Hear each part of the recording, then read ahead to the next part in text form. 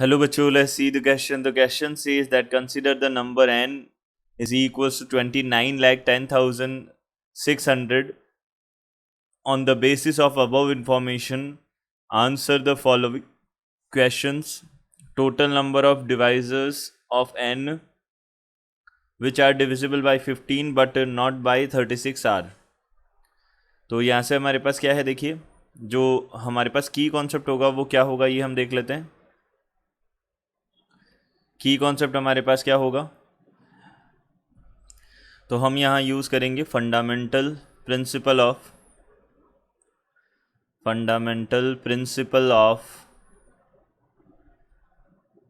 Counting हम यहाँ पे यूज़ करेंगे. देखिए कि ये क्या होगा इसके अकॉर्डिंग यहाँ पे हमारे पास बनेगा, जब भी हमारे पास किसी वर्क को करने के m वेज होते हैं और किसी अदर वर्क को करने के n वेज होते हैं, तब हम क्या बोल सकते हैं कि दोनों को एक साथ करने के वेज जो हैं वो हमारे पास m क्रॉस n होंगे. तो यहाँ से हम बोलेंगे the number of ways if the number of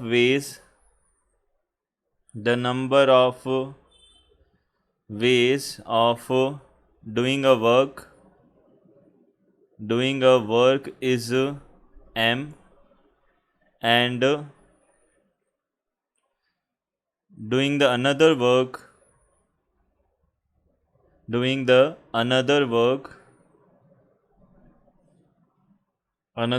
is n, then the number of ways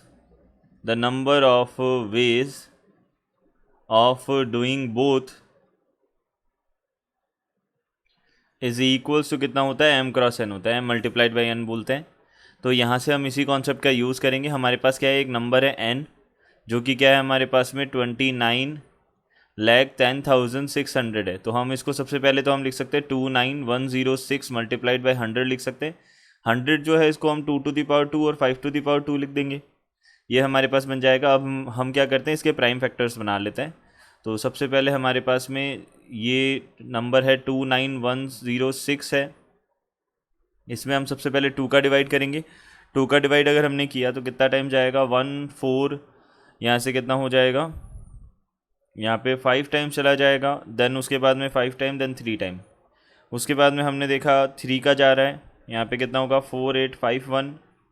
then after again 3 का जाएगा 1617.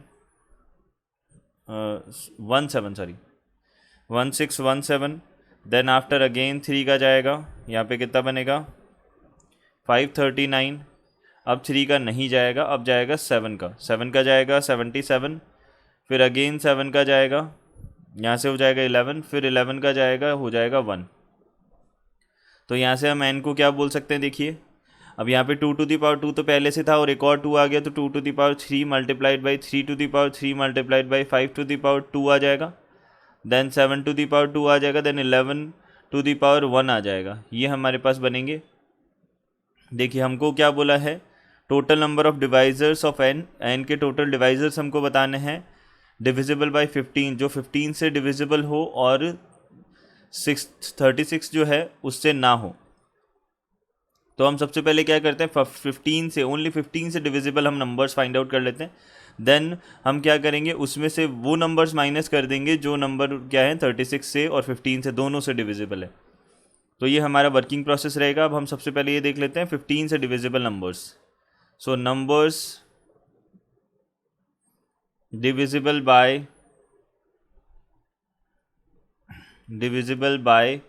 15 हमारे पास क्या हो जाएगा, ये हम देख लेंगे. तो ये हो जाएगा हमारे पास, देखिए 2 टू दी पावर 3 है,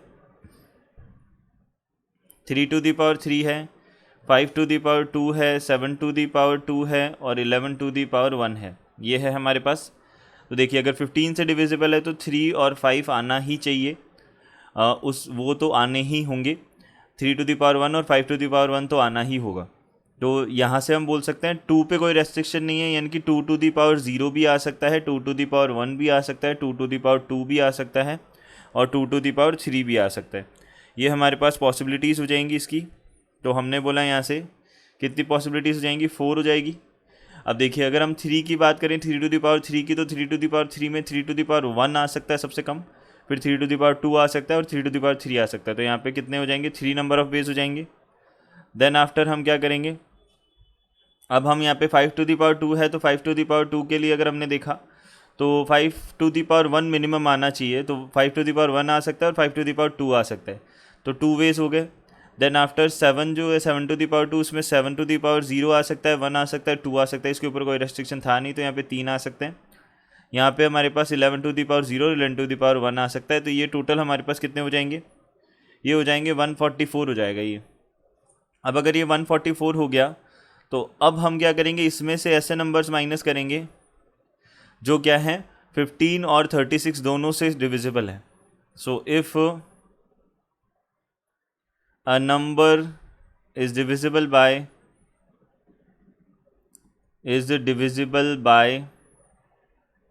15 and 36 both, then that number will also divisible by